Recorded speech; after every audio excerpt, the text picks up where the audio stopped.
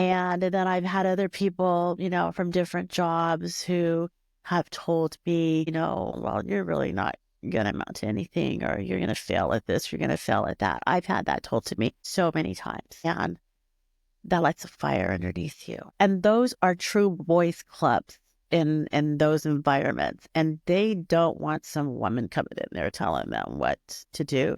Like you say, that glass ceiling is there and it hasn't been cracked enough. I mean, it really needs to be broken, but it's got little cracks in it right now. So hopefully, eventually, within the next 10 years or so, as the risk continues to grow, that more women can get in.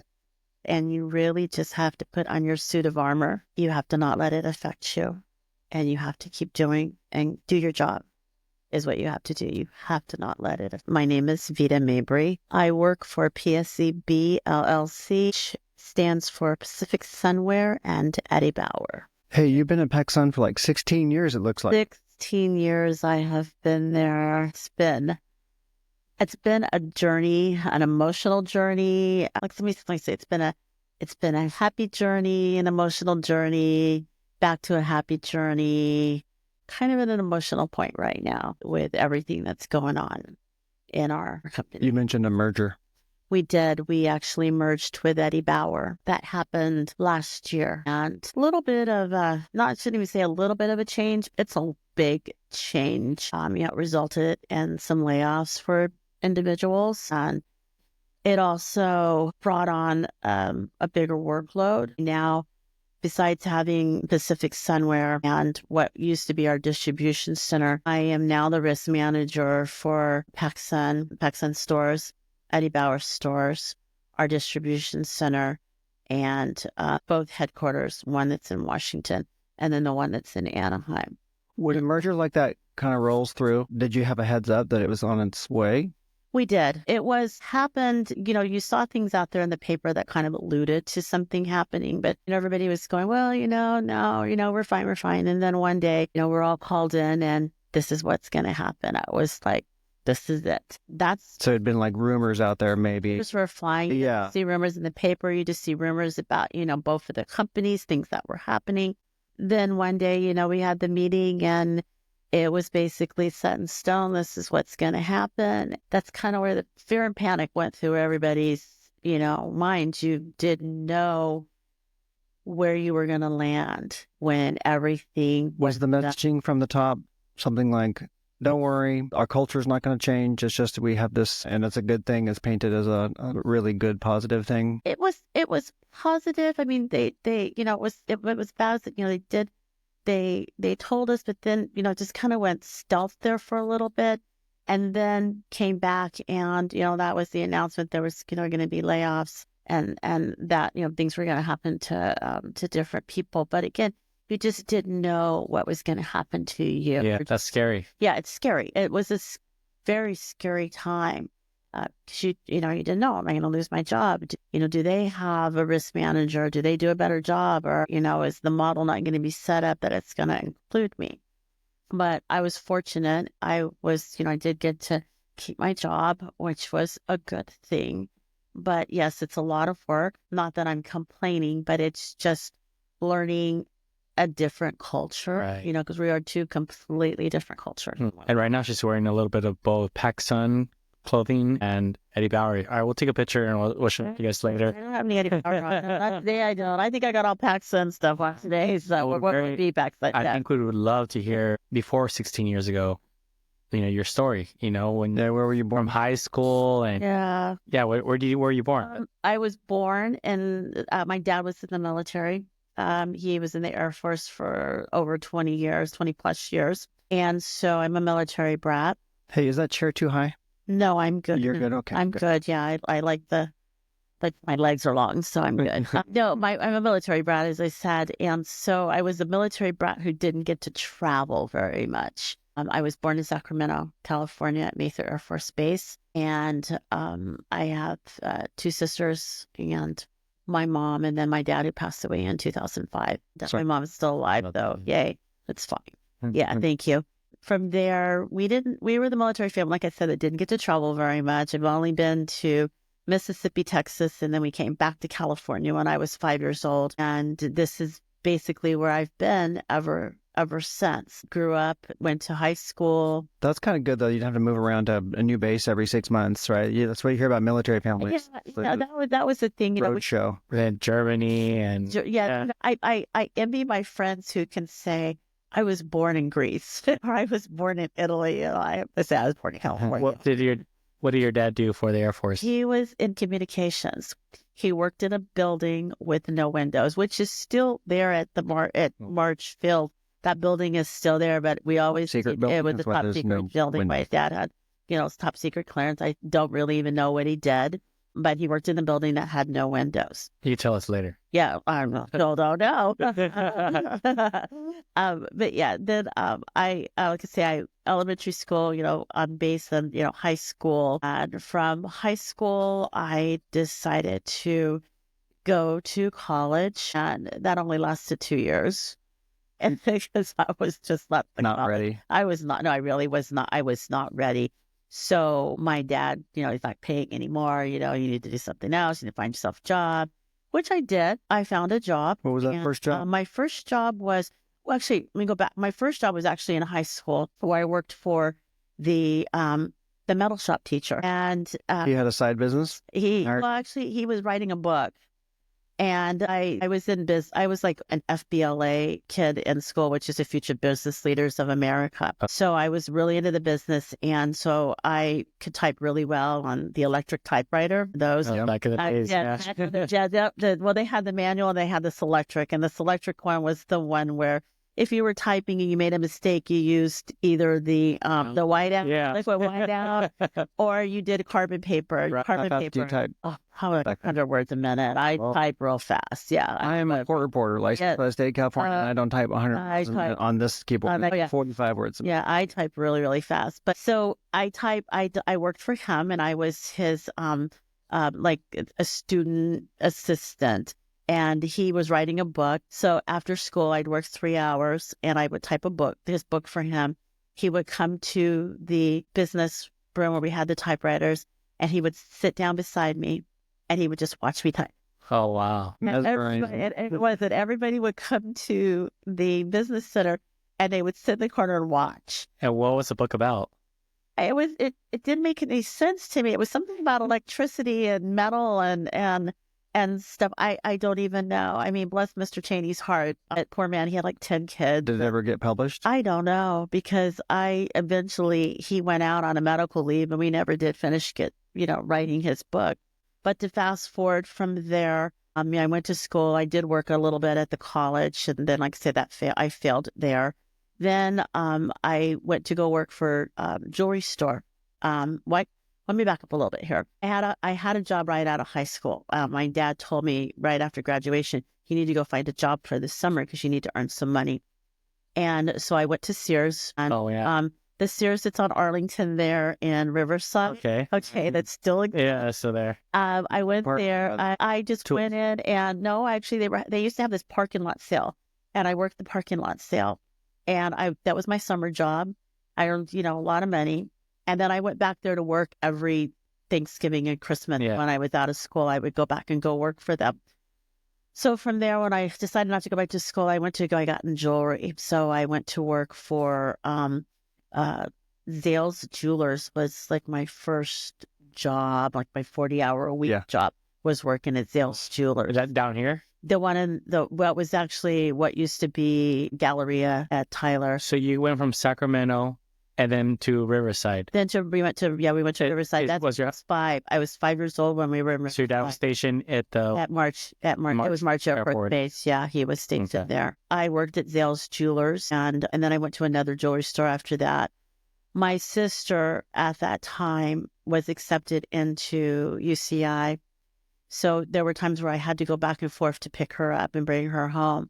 So there was a building there where Fleur Daniel used to be, right off on Michelson and Culver. My stepdad worked there. Yeah, and I would go by that building, and I would engineer for Fleur Daniel. Was he really? Yes, Okay. in the 70s and 80s. 70s and 80s. Well, I was 81 is when I started working there. And I used to tell myself, I probably know him, but I used to. You probably do know each other. Yeah, probably. Udo Steinhilber. When I used to walk past, when I drove past there, I always told myself, I'm going to work in this building. So I stopped by one day after I dropped my sister off, got an application, filled it out, sent in my resume. They called me probably like a week later, and I went down for an interview, and then I was hired. Like 2 days later, I was hired. In there, what are you for? Secretary.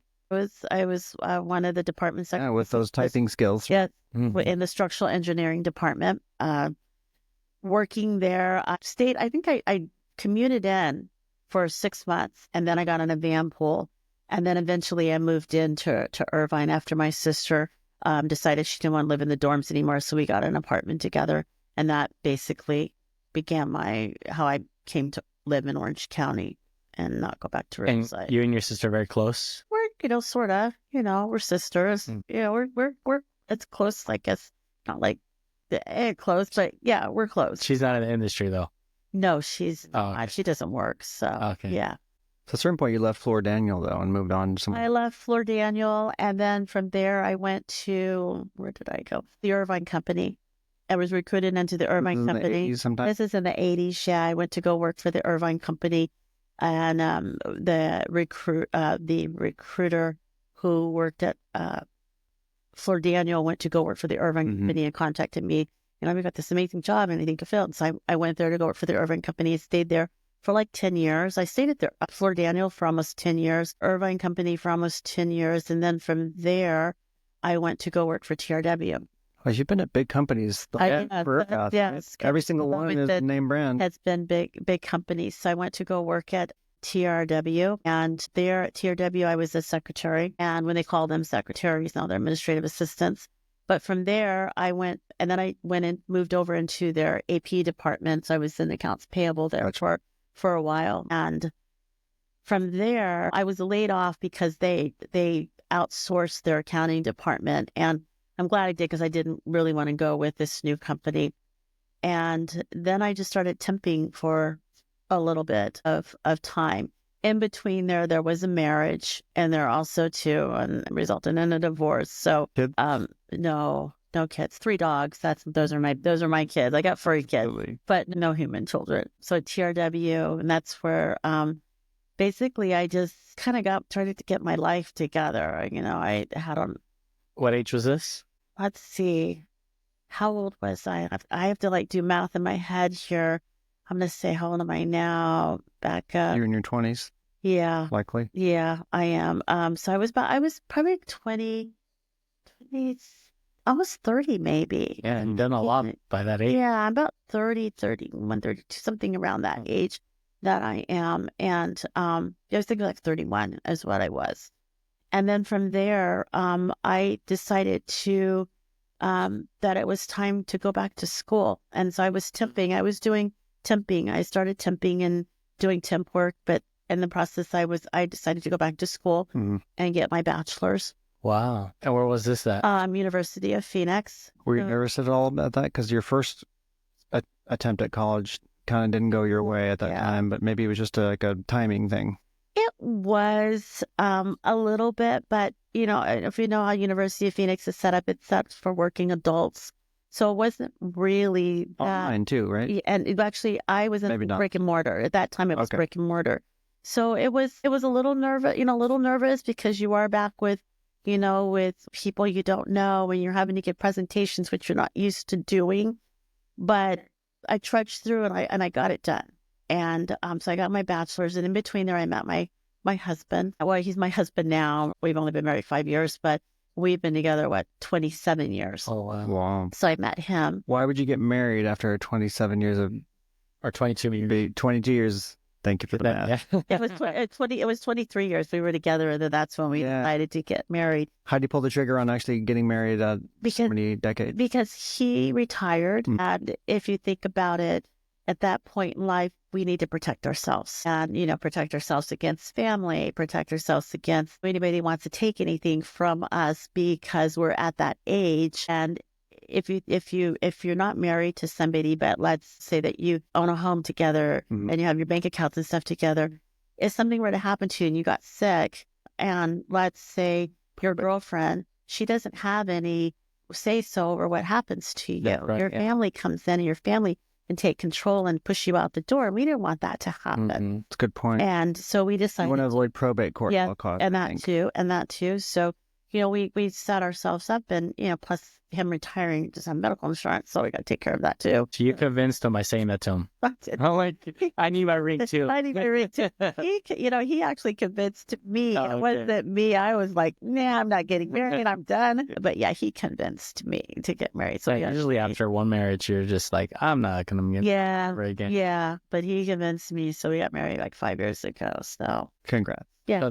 So then how do you get into workers' comp? Wow. Okay. So but you're temping around. Is one of those temp? Do you need to grab? No, I'm good. No, it's gotta go away. Yeah, that's a great question. How did you eventually make your way to risk and workers' comp? It was by fluke. So, after I got my bachelor's, then I eventually went and I got my master's degree. But I still tipped during the time that I was getting my master's degree. I did work for Gateway Computers. I don't know if you remember Gateway Computers. Oh, yeah, I do. I did work for them also too. The cow. And during that time, yes, the cow. And during that time, I was working, and I ended up getting my MBA while I was working for them. And it's actually an MBA with an emphasis in human resources. So I decided that, my one goal in life was I wanted to be back in human resources. I found the job. I was hired at Pacific somewhere, but I was hired in the HR department, which I still am in HR. But I was hired as an HR coordinator. And so one of the things that was on my plate was to try to fix the workers' comp. I had no idea what workers' comp was. I mean, I kind of knew, but didn't know. So it was actually being handled by our payroll department. And so you could think that, there's a distribution center, and then there's the, all of the stores and everything that's going on in our HQ department. We have people that are doing it who don't have the understanding. They only know just how to kind of walk through and get them to the doctors. And that was it. So I told my boss, I said, well, I would really like to learn this. And she said, okay, you know what? We'll send you to school. And I went away for a week, and became certified in I became a certified work professional. Hey, what about it was interesting to you? Of how different it was. Every day was different with it. Accidents, being able to talk to people, figuring out what's going on with them. I think it's the fast pace of workers' comp, and how within workers' comp and risk, and how every day is not the same day. Sure, we hear that a lot. There's a lot of people I ask that question to. Why? It's that every day is a little different. It's a little different. It's fast paced. You're never without having something to do. You always have something to do within the risk. And it's just interesting, one, how people get injured, two, how they try to defraud the system, and get around. And interesting in air quotes. Yeah. On the front part. And if you piss them off, they're going to go get an attorney. It's just this little cycle, but it's just interesting to... Is your office in the, like where they do the factory, or is it outside campus? We're an outside campus, standalone building. Our distribution center actually is in Columbus, Ohio now. So if there's an injury, you just do everything over the phone, or do you go to the location if there's a certain type of serious injury? No, serious injuries, and it's by phone in our stores. It's all handled via phone. In our headquarters, it's in Anaheim. It is, I can see them. In our Bellevue office, which is Washington, I don't have a lot of control because it's a monopolistic state. And our distribution center is also in Ohio, which is a monopolistic. So somebody gets injured in Ohio, that's different ball game than if somebody here in California gets injured. Exactly. You only handle California. I handle all 50 states plus Puerto Rico and Canada. Whoa. What? I have them all, but you have to, but Canada is a different beast. Puerto Rico is a monopolistic state. Define that. What's monopolistic state? Means that it's a state-run workers' comp program. Have no say-so over what the program or how they treat the injured worker. You really have no say-so. They drive the claim. They basically tell you what's happening with the claim, but they essentially The state is the claim. examiner. The state is the examiner. So Washington, North Dakota, Ohio, Puerto Rico are all monopolists. I'm curious, is there pros and cons to that? There's a lot of cons. It's just a con because you can't control what is happening to your injured worker. So let's say somebody here in California or any of the other states, the claim is going crazy. They're going to the doctors. You don't know what's going on. You can send a nurse with them to the appointments. In a monopolistic state, you can't. You can't really say, what the doctor can do. You really can't have conversations with doctors. You really, you can say, some things to the associate, but you really can't say a lot to the. It's sort of like this arm's length relationship to the actual file. Exactly. And in each of those states, you have a TPA that assists you with your claims within those states. So that way it's not getting really out of control, but again, you just don't have a lot of control. This is a selfish question, but do they do as many depositions there in those monopolistic states as they do here in California? None? No, you have no choice. You don't know. In Ohio, note to self: don't branch out. Yeah, we're not opening an office there. Washington, no. Ohio, they get a lawyer. The injured workers get a lawyer, but they just go to court as what they do. They go to court. Make appearances. We have an attorney on retainer, but you really don't have a where they have a depositions like you do in California or in any of the other states. They just show up and the judge handles it and tells you what you have to do, and then you kind of go. Seems like there. Part of the cons might be pros and cons. The cons would also be whenever the government's involved, there might be more opportunities for people to defraud the system because of it's a inept government. There is, but you know what? But the states really do. They are really on it. I mean, I think that the monopolistic states, as far as keeping the fraud down, do a better job than we do in the states that are not. So that would be a pro. There's kind of a pro there. Okay. They do a little bit of a better job with controlling what's happening with the claims, because one, they're able to have more court cases. I mean, because if you want something, you have to go to court all the time. More forms that need to be filled out, but that's what your TPA is there to help you with. But not like California. I never heard of that, but it's crazy. I'm learning something. Yeah. Exactly. Because that's a lot on your plate for all 50 states. You're in control of them. It really is. But for as big a company as we are, this morning when I checked, because I knew you might ask this question, I only have 23 claims open. I was in that. stores for the entire company. I have 23 claims open, and then in Ohio, we have probably like 10. In Washington, there's probably 2 or 3. The 23 are here in California. No, the 23 are in all of our states. Yeah. And you try to settle or try to close, or what is your goal? If they get wrapped, then we have to work on. It's a process to get something settled. You just can't settle a claim. There is a process to getting it settled. I mean, it could sit out there for years before you ever do anything with it. And they may not even treat for years just because it just sits there. It becomes a waiting game more than anything else. I mean, I'm not going to act on something if you're injured and you get an attorney and all I get is that letter of representation. And then, I get my attorney and they talk to your attorney, right. But then nothing happens. Then that's it. I mean, the first thing I am going to do is I am going to do a depo with you because I need to find out what's going on. I need to pick your brain, figure that piece of it out. And then I also want to know what you guys are looking for as far as settlement. Then if it's unreasonable, then I'm just going to wait it out and see where we go.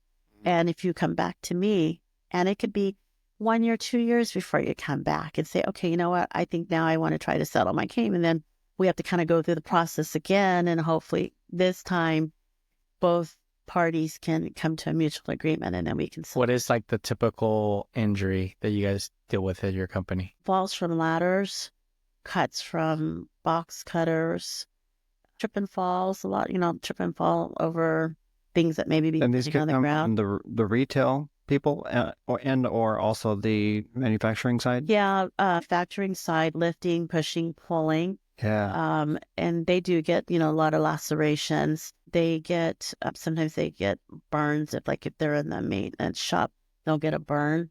On the retail side, it's a lot of falling from ladders, a lot of tripping falls. There's a lot of box cutter cuts, things falling and hitting them in the head. And maybe a sign falls and strikes somebody in the head. I was at the mall this past weekend. We went to Irvine Spectrum, and there's a PacSun store down there. Yes, So I there walked is. by that store, and I'm looking inside, and I yelled, "Be careful!" Kept walking. That would be about it. No, I That's what didn't. No, well, that's what I practice. Be careful. When I'm in there, I Get off that leg. yes, I always go in kind of undercover. You do? And I do. And a lot of people don't Undercover know boss. me. And I'll Yeah. go in Like- and I will see things happening, and you're just like, When yeah. have you seen? I was in one of our stores, and there was a gentleman on the ladder, and he was actually putting some marketing up. So while he's on the ladder, and I walked in the store, and usually I'm with my husband, who just goes like, "Oh God, don't you ever stop working?" And I'm watching him sitting on the very top of the ladder, which you're not supposed to do. And as he's up there, It's not a step or a seat. it's not a step. It's not a seat. He's up there stapling the marketing onto this board.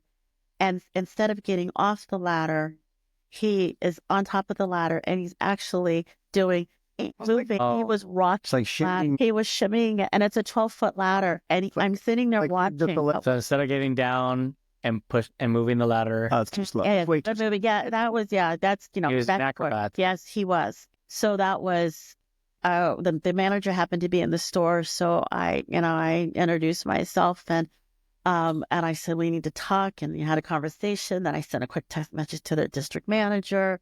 And, raise it up the flag.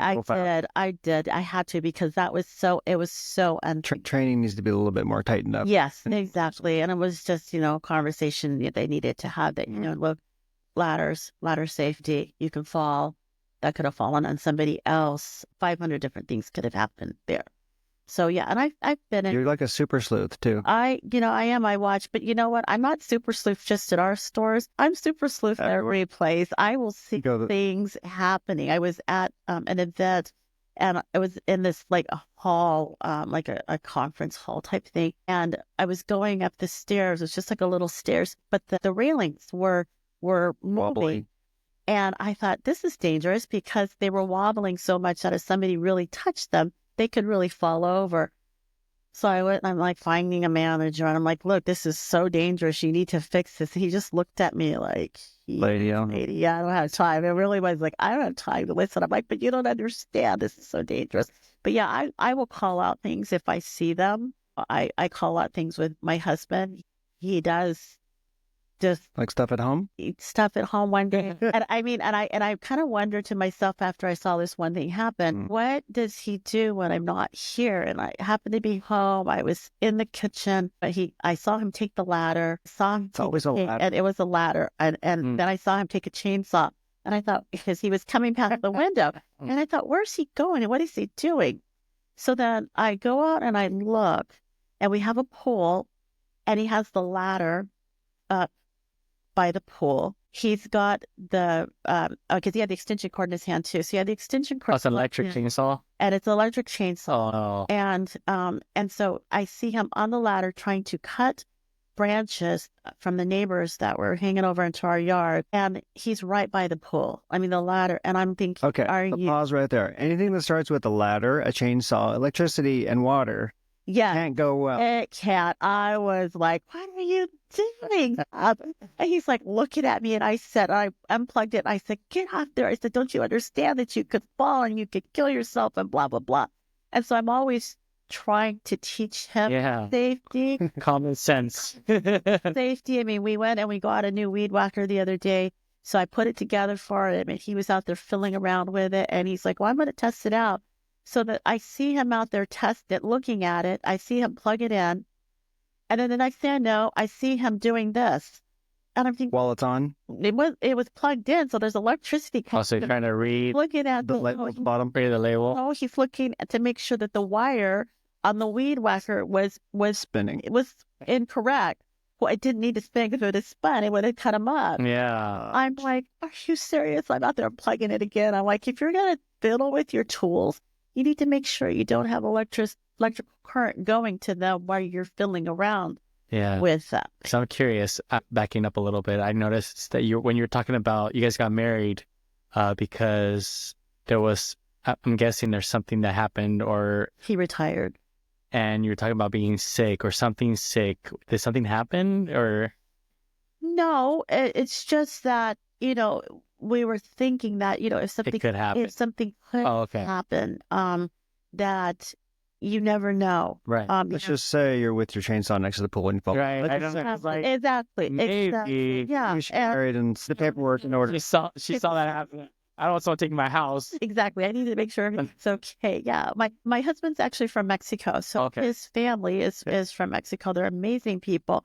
But again, you never know what's going to happen. And it sounds like risk. You eat, sleep, and drink this stuff. I do. I do. I'm always thinking about safety and ways to, to protect our employees, and just ways that, people need to be better at what they do when there's your life or other people's lives at risk. Right. So always trying to think of the safest way to get something done. So if there's someone in the mailroom right now, or an adjuster that wants to be a risk manager, what would be like a blueprint for you? What would be like kind of a way to tell them, hey, there's a way to do it this way? Or I know that you got lucky in the sense that you got into the company, but at the same time, you must know there's steps that they need to take to get to that point. Yeah, there are. And I've Cal State Fullerton has a risk program there where you can get a degree in risk.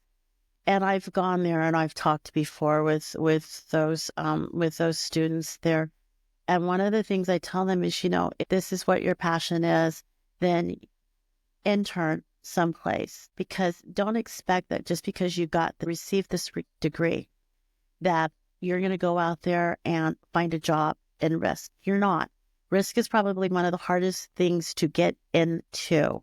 Why is it so hard? It's because you really need to know. How would I explain this? Let me think a minute here. There's job openings, but the job openings that are out there, you have to have experience. Yeah. You have to have experience. You have to have license. So if you can find some place where you can intern or shadow somebody so that you learn, then it's easier for you to get your foot into the door at a place that may. Would you have been able to get this far in your career without going back and having gotten the degrees and the MBA? No, I don't think so. Because so many jobs out there, the good jobs, require you to have a degree. That piece of paper is so important. And that was the one reason why bachelor's is very important. And, there are jobs out there that just want, you can have your AA. But if you go back and look at those managerial positions, or they want you to have a bachelor's degree. So it's really important that. But you kept on going. That. You didn't stop at a bachelor's. I didn't stop. No, 2 master's degrees. I have 1 master's and 1 I will have. I'm working on 1 which I will have in April. I will be finished with my 2nd master's. Wow, that's not bad for somebody who, and I wrote it down because I'm quoting you, failed at first attempt at college. Yeah, something like exactly. that. Right? Not bad. Failed and was told by many people that you will not amount to anything. I was told that a lot by a lot of different people. I mean, one person who I love dearly told me, when are you going to get your life together? And then I've had other people, from different jobs who have told me, well, you're really not going to amount to anything, or you're going to fail at this, you're going to fail at that. I've had that told to me so many times. And that lights a fire underneath you. And you want to succeed and you want to be better. And that's why I continue to keep going at what I do right now. It's why I do what I do. How do you keep going like that? Passion. I have a lot of passion. A lot of passion for risk, but just a lot of passion in general for what I do, and yeah, just a lot of passion for what I do. I mean, I think a lot of it comes from, being in bad marriage where my ex-husband told me, at that point I was in school, and told me, I don't want my wife to be better than me. And, that's like, ew, Oh, yeah. and, you want to get promoted at work. Well, I don't want you to get promoted at work, because if you get promoted at work, then you're going to be better than me. And Poor guy. I feel Yeah. bad for you having to hear that, but also feel sorry for somebody who has to say that, because that's such a smallness inside of. oh, it is, Small thing. A lot of men do feel, and my wife is gonna outdo me or make more money than I do. exactly. I think that's something that, it's not something that you just learn. It's something you have to acknowledge that, and give your wife support. Exactly. I feel proud when I see my wife hustling, having 3 jobs and kicking butt. I would love to be at home crossing my legs, but it's something that I see in you too, that, another degree. I don't know why you need another degree, but I can see that you just want to better yourself, keep going. Better myself. Actually, my degree that I'm working on right now is actually a Master's of Science in Safety and Occupational Health and Environmental Management. So that goes along with the risk. So it's just enhancing what I already know, but just making myself better. That's all I really wanted to do, is make myself better. What I'm already doing now is enhancing it. And does PacSun help you out at all with that, or? They could, but I didn't want them to help me. What do you mean, like scholarship kind of stuff? They have tuition reimbursement. Gotcha. They do have tuition reimbursement, but this is my own thing. I'm very undercover about it, but It's out now. it's out now. Everybody knows. And I don't know who will let know about this podcast, but yeah, no, it's been something that I've kept very quiet at. How long till that's completed? April. I'll be done in April. Right around the corner. Yeah, right. Congratulations again. That's a you. lot of work. It is. Work full time, be married, have a life, and go to a master's program at night. Yeah, that's online. So I'm at home. So, that's in your pajamas on a Saturday morning, do what you got to do. So yeah, that makes it a lot easier.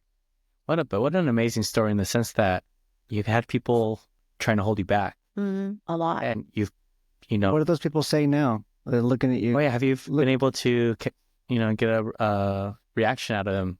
Yeah. Ex-husband, he passed away, so he has no clue. But boy, would I just love to go like, yeah, like what happened. But other people, yes, that I have seen that have been like that negative person in my life. Yeah, they are like, wow, really? I'm like super proud of you. Yeah. So that makes me feel good when I can go back and say, look where I am now.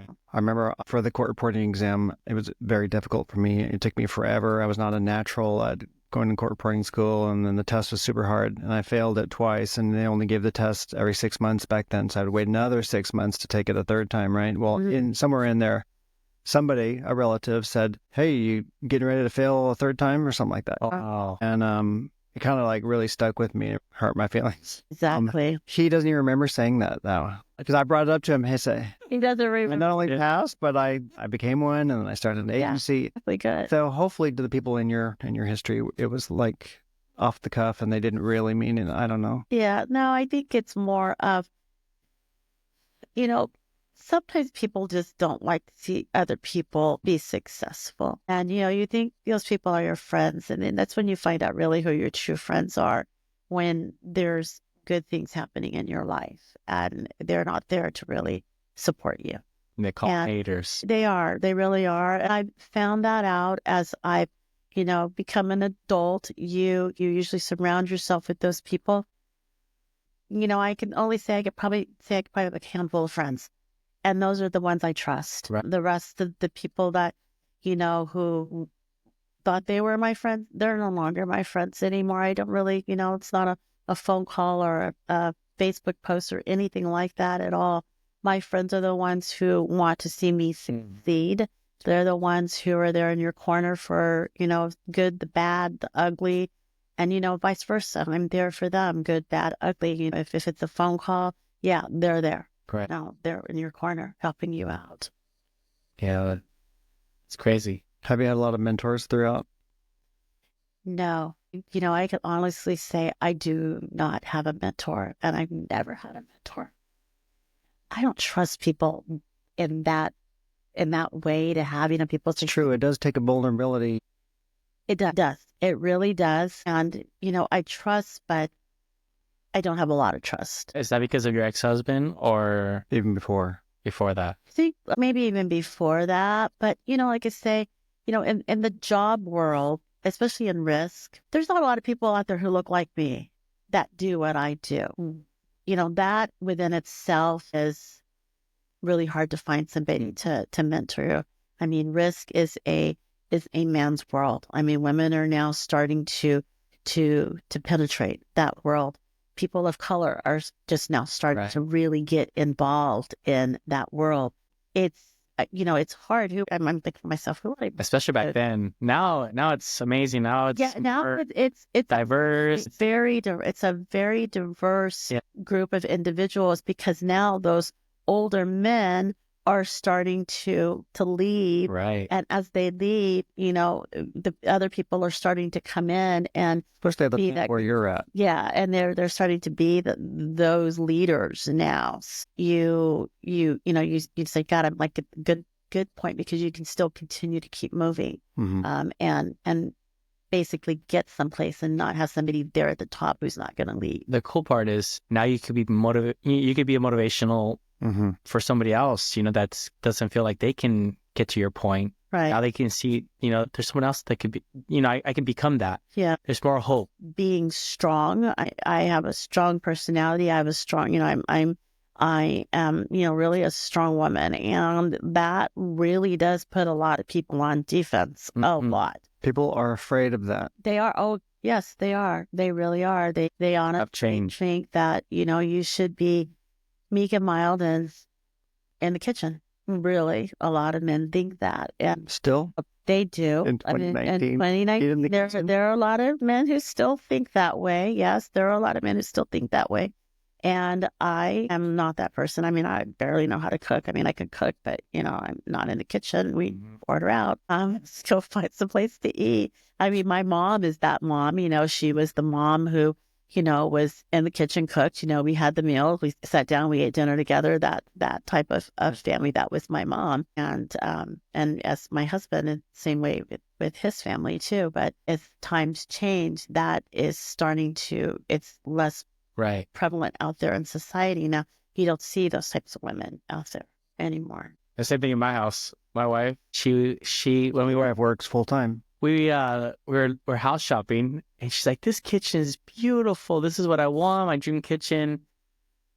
She's only used it probably twice, but it's because she has no time. I don't expect her to do that. We figure it out other ways, by buying food, or I make something, or however we able to be the kids. But it's not on our minds like, babe, you need to cook. I know you need to go to do your other job, or she's a teacher during the day, and she does the health coach, and she's just always working. I'm not going to expect her to do that. Life.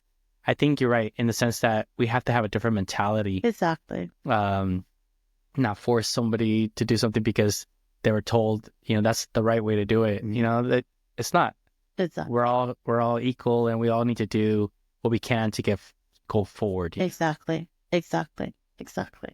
Yeah, I like that. I like that we're talking about that, because that's something that people are afraid of talking about. We are.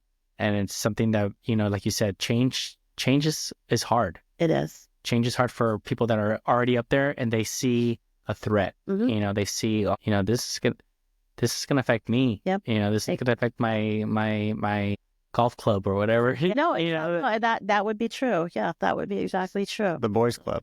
The boys club. That's what they call it. Yeah. Yep. That's what you've penetrated through. The boys club. The boys club. Exactly. It can't be easy. No, anybody in risk, it's getting through that boys club. Forewarning to anybody trying to go along your path, there's a lot of those glass ceilings you're going to have to bust through. You have to. Exactly. I remember going to an event for an organization here in Orange, and I sat at the table, and I was with another gentleman, and there was another lady who was at the table, and then one of the board members was at the table with us. an older gentleman, and I remember, he works for one of the colleges, and he sat down at the table with us. And actually there was 1, 2, 3 women, and then the person that I came with, and he sat there the entire time and directed his conversation to the person I came with, who was a male, and ignored all 3 of us women there who were knew risk or were in risk or whatever.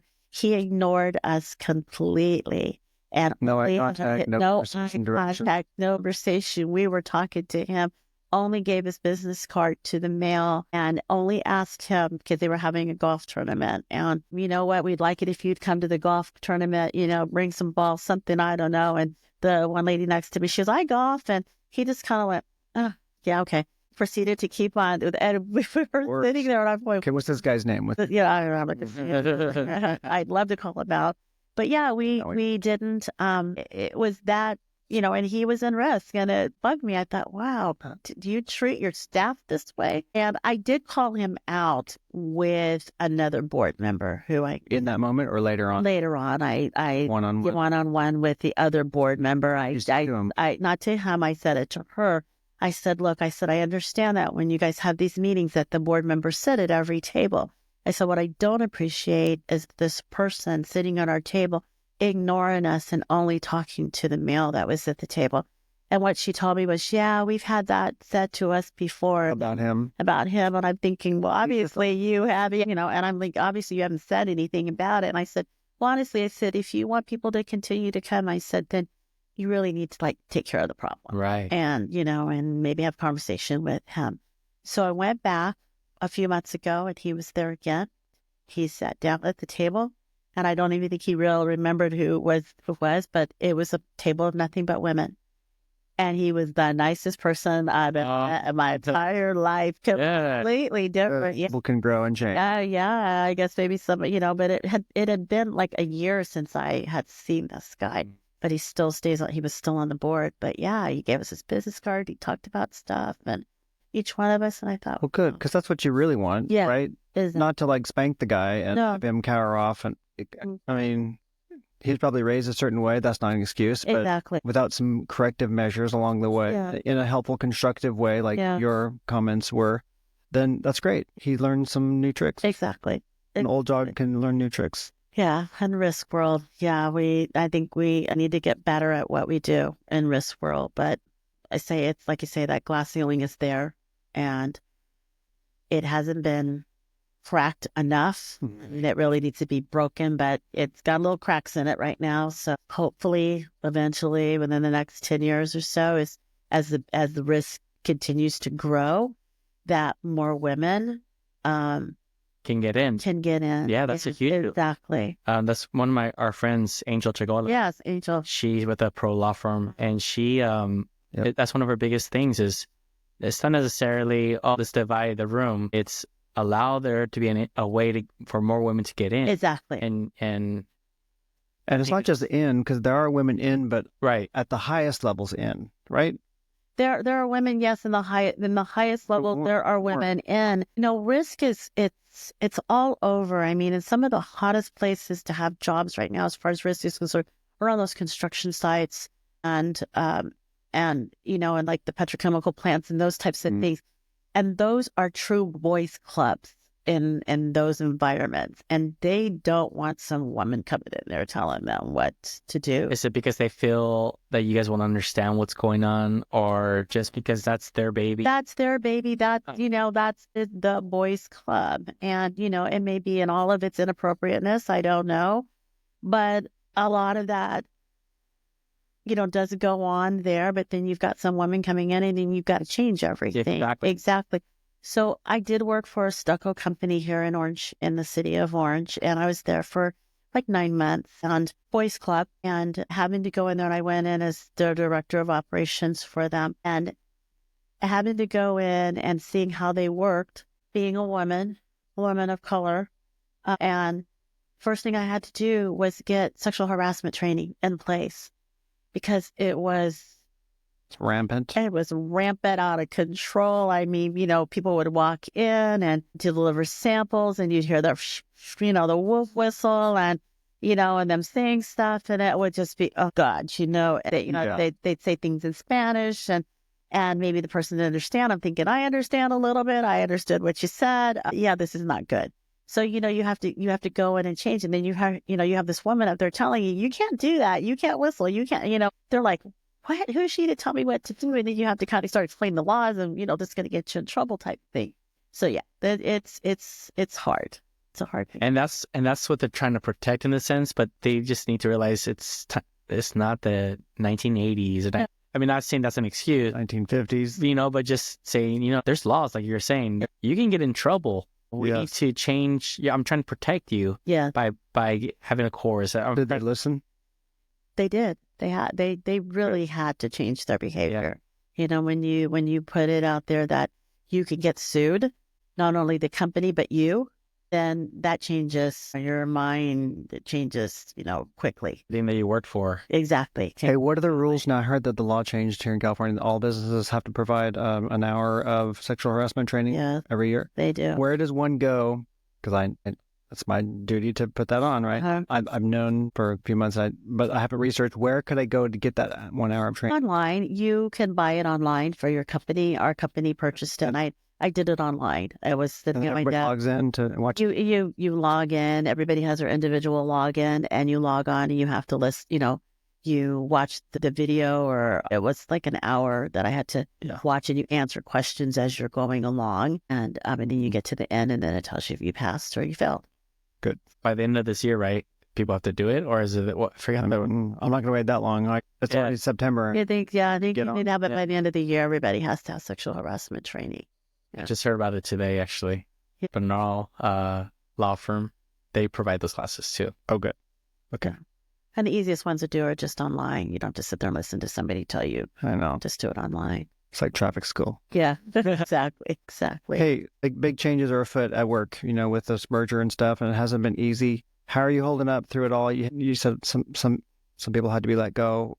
That can't be easy. Probably your friends and great talent is now out there, but how are you hanging in there with all that? Yeah.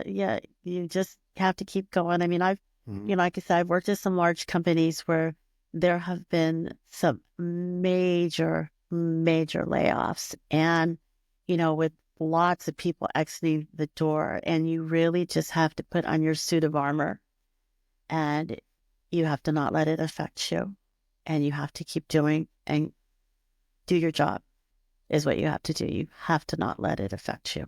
I mean, it's basically, yes, it happened. I'm sorry it happened, but yeah, I got to keep going. That is tough. It's very tough. Because for me, if I was in that, I'd be afraid, well, I'm next, so why am I going to try so hard now? I should be putting my energy into looking for a new job, right? Yeah, but no, not necessarily, no. You never, unless somebody comes to you and says, hey, you're getting laid off, layoffs, I don't feel in layoff world, if a company has over so many employees, I think it's 50, 60, I can't remember what it is, but there's an act out there, a WARN Act, and so you have to warn them that by letter that they're going to be laid off within 60 days. And so, if you got that, then go look. But if you don't know, you don't know. Don't waste time. So just hang and wait till the bitter end, because there could be a severance package or something really nice like that. A bonus if you stay. You never know what could be out there waiting for you after you get told you're going to get laid off. That what's at the end if you stay. So that could always work out. And I've had that, in companies that I've been laid off on. I mean, when I was laid off at TRW, I didn't have to work for 6 months. Nice. And I wasn't supposed to work for 6 months. That was the deal, because I was getting a check for the next 6 months. But I did go to work. I couldn't stay at home. I was so bored. So many hours in a day. Right. I actually did go back to work. But you kind of want to wait it out and see what happens. You probably went back, got another degree, in my spare time. Yeah, I went, just got that other one. So you uniquely, I think, have set yourself up in a really good position, because you have this, every company you've ever worked with is big, seemingly. So you got all that experience, and then you've been stabilized in the risk management world at Pakistan for 16 years. And along the way, you've got your master's, you got your bachelor's, a master's, and almost another master's And so I predict, we're going on a limb, you're going to be okay, pretty much no matter where you land. I think I am. Yeah. Feels good. Yeah, it does. Age is creeping up there. That's the other thing too. And so, I think you know how old I am, but yeah, my age doesn't go with this. So I kind of have that. Age is very, very well. Yeah, so it is. I think that's one of my advantages because you're not supposed to tell anybody your age when you get hired someplace. Yeah, I think that kind of gives me an advantage. Say 42. Yeah, 25. Maybe if you card me, I'm happy. Yeah, but no, yeah, but you just have to start thinking about that. That's true. That's the hardest part about, even for me, like, God forbid anything happens to us, but I always think about that, like, man, I'm already up there too, and like, people don't want to hire somebody that's older because they already have their ways. They can't change their ways. But if they're smart, people are hiring older workers more now than they did in the past, because you don't have to really train an older worker, ethics or how to handle yourself in the workplace. They already come with the knowledge, so you don't have to train them. And you can basically say, here's the job. This is what you need to do, and they're going to do it. But think if you bring somebody fresh out of college or somebody who really doesn't have the experience, or if they don't have kids yet, or they haven't got married, and maybe those things are tempting. They're there, but you have to think, because the average person stays in a job no more than 5 years. That's it. That's it. You're 3 times that. I'm 3 times that, but every job I've had, I've stayed in at least 10 years. But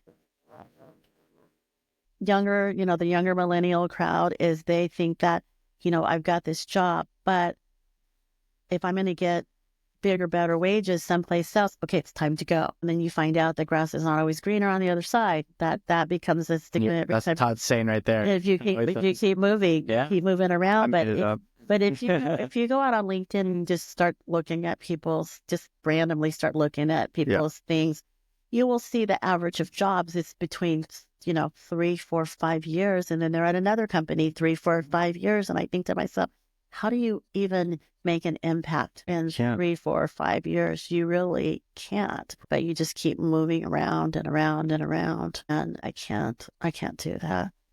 It's been tempting, but I can't do that. I'm in for the long haul. I have a little question. So I don't know if you have a panel, but have you ever thought about making a panel? Or if you do have a panel, how do you build a panel? Like getting attorneys, of course, court reporters, right, so on and so forth. Right. Is there a way did you have to teach yourself that, or how did you figure that out? I had to teach myself that. We're with the TPA that we are with right now, is a bundle, but I'm rogue and I am bundled. I have my own set of deals. Right. So for me, it's who I meet and how I feel when I meet them. People call you all the time. They hit you up all the time. You go to a conference and, you can have free lunch for the entire conference with people because they just want to try to gain your business. But it's the relationships that I build with people are the ones that I hope that I do business with. Nurses, court reporters. Usually I don't get them, but my attorneys do. Attorneys have been, like our one in California, she's been with us for 6 to 16 years that I've been with the company. She's been with us for that long. Other attorneys are attorneys that I've met at conferences. And then whoever they bring along with them to, when I go to dinners and things like that, and I meet other people on a network, that's how I bring people into my world. If I need something, then I'm going to use them. It's a good reminder. I mean, people do business with people who can get the job done, but also that they like. Yes, I have to like you. If I sense something odd or just something that I don't think is going to work, that I'm not going to use you. I may use you once, but I probably won't use you again. Right. I really have to have this type of a rapport with somebody that you can really just have a really good conversation with, laugh, joke, and still be serious with. That's the type of person I like to do business with. It's kind of like a relationship in the sense that you get a gut feeling. Exactly. You feel, I don't, like before my wife, I was dating around, and I just, literally the first meal or the first, can you get that feeling like, oh, this is not gonna work out? Yeah. Or Kind of know. yeah, like even this is good. Yeah. This is gonna last a long time, and turned out I married her. It worked. That's how relationships happen, even friendships. Yeah. I think you can figure somebody out really quick just by being with them for. And then that's good too, because like, let's say in the case of a vendor, let's just say any vendor, if you have that relationship there, that's really cementing it all together. When there's a bad day or when there's something that goes wrong or human error, if the relationship is there to smooth it out or to really protect it, that goes a long way versus it's just some mercenary relationship that, they get cut or they go away. Right. Right. If it's worth my effort to fix it, then I'm going to fix it.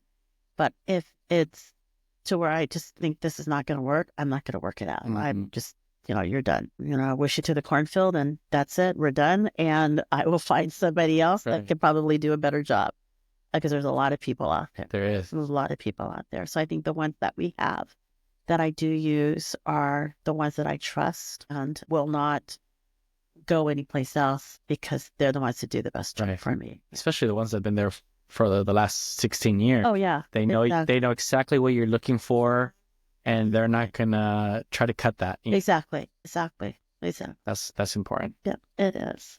So from here, looking forward down the line, what's next for you in the next at work or home or I guess just finishing up this master's degree is my master's degree, and I'm not real sure where I'm going. Any goals that you have that you want to set up? That's a big goal right there.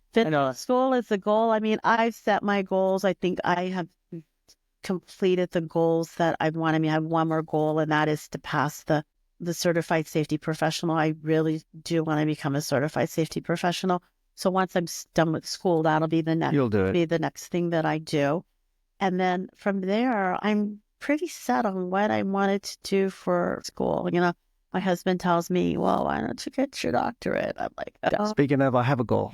My goal would be that your husband never uses the chainsaw again near the pool. Exactly. Very much. Turns a weed whacker on, right? The wires. Yes. Now he wants you to go get your PhD too.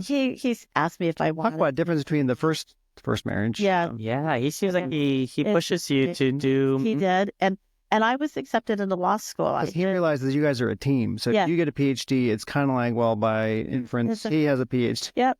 He's there too. But I was accepted into law school a couple years ago. And, I went a whole year and then I decided I couldn't do it. It was, you're working and trying to do that. Even though it was at night, it was way too hard. And my health just completely failed on me because the lack of sleep. And, I bet. He was really excited when I got accepted into law school. I mean, he was so excited. Yeah. But then he saw what it was doing to me. And then he said, do you really want to do this? Is there not something else that maybe you can do? Which is why I decided, I said, I'm going to I'll get my second master's because that'll help me do what I wanted to. The safety stuff. Yeah. Because that's what makes your heartbeat go. Right. Yeah. The law sound great, and it's great for some people. Yeah. But when you try to not precise, it was no. I'm thinking, what am I going to do with this? Not willing to start from the very beginning again. Or I worked too hard to get where I am right now, and I just don't want to start. Well, good for you. A lot of people might not have woken up to that and then just trudged forward and gone this and then gone a whole route. It was like at the end of the day, they weren't happy. Exactly. So I'm in a good place. I love her story. I love it. I know. Thank you. I learned a lot. I took some notes along the way. I wasn't just writing little selfie notes. I learned that you worked at Floor Daniel, and so did my stepdad. Small world, right? What did he work with? He was a chemical engineer, so he must have been on the engineering side. And he got injured, remember? No, I'm just kidding. From a number 2 pencil. Did he travel a lot? We got a contract, and we lived in South Africa for 4 years because of his job with Floor. Did you come to the building? Yeah, a few times. We used to go at night. I used to have friends that would come visit me, and we would always go at night. Building. It was. Oh, really? Do you remember? 405 in Jamboree. Yeah. Look it up. And do you remember all the models that we had that were on all the different floors? The models of the projects that were always on all the different floors. So I would come at night because I always had access to the building, and I would bring my friends at night, and we would all walk around and look at the models of the different projects that were going. Like around the world. Yeah. What is it that they do? I don't. Petrochem. They at that time they refined and built petrochemical plants. Yes. So we moved to South Africa so that my stepdad and us, we could go. Well, there was this plant called Sasol in South Africa, a town called Secunda, about an hour outside of Johannesburg. I lived there from the age of 8 to 12, 4 years. We lived in South Africa. Wow. Because of fluor. A fluor. Wow. What was the project that was there? I'm trying to remember what the name of that project was. It was Sasol. S-A-S-O-L. Yeah, Sasol. Yeah. And we had people in Saudi. We had people all over the world. I'm still connected with people that we met when I lived in South Africa because it was a Facebook. Yeah. They had been to the Saudi project. Okay. And I still get together with my group from Florida. We're all on a book page, and then somebody keeps track of where everybody is. And it's unfortunate because people are starting to pass away. I just got, thing of 2 people just passing away. And it's just like, oh, it's sad. It is sad. Yeah. But good to be able to stay connected like that. Yeah, definitely. Also, you inspired me because I wrote down some notes. The way that you, only to use your word, but you failed at first time at college, you know what I mean? But then later on trudged through and you went a second time and now a third time and a fourth time and so on and so forth. But that sort of drive to keep going. Yes. You pick yourself back up and realize, oh, that is a skill or that is a tool that I do need. So I'm going to go back at a different time and you've mastered that. Exactly. I have. Have you always been that energetic or that had that fire under you, or what made, like, other than the people telling you, oh, you're not going to make it, there had to have been something else?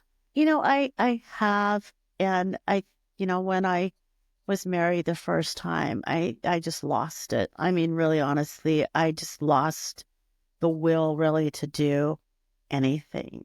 It was hard to really pick myself back up after my first marriage.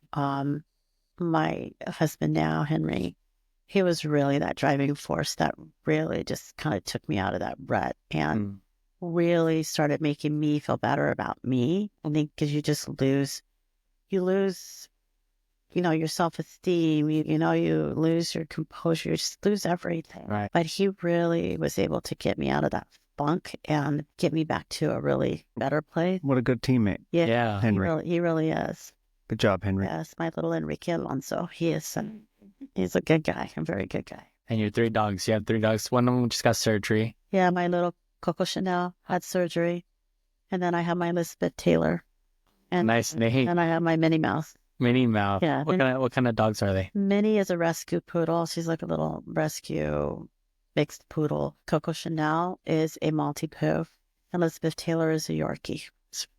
That's cute. Well, Vida Mabry, I'm so grateful that you'd come on here on the TOA Storytellers podcast, tell your story. Thank you. Yeah. I appreciate asking me to do this. Yeah. And I'm happy that I was able to hopefully give you a good story. Oh, incredible. You delivered. Yeah. I'm able to give you a good story. It was my pleasure. People will be tuning in and be inspired and giving them hope. Okay, well, I hope so. Somebody. Well, one of the biggest things I got out of it was it's never too late. In your 30s, for example, myself, I don't have a degree. And what I got out of this is I'm inspired. You can Phoenix University and I can just get a degree while I'm at it. Why not, There's a lot of schools out there that you can. Maybe Todd will pay for that degree. We'll edit that part out. But and I hope I do inspire. I hope I do inspire some people to a lot of people, or even just one person. Right. You go out there. Well, there's 2 here in this room already. Yeah, just go out there and go for it. There's nothing that will hurt you if you just go out there and better yourself. Just do it. Just do it. Thank you so much. You guys are very welcome. Thank you.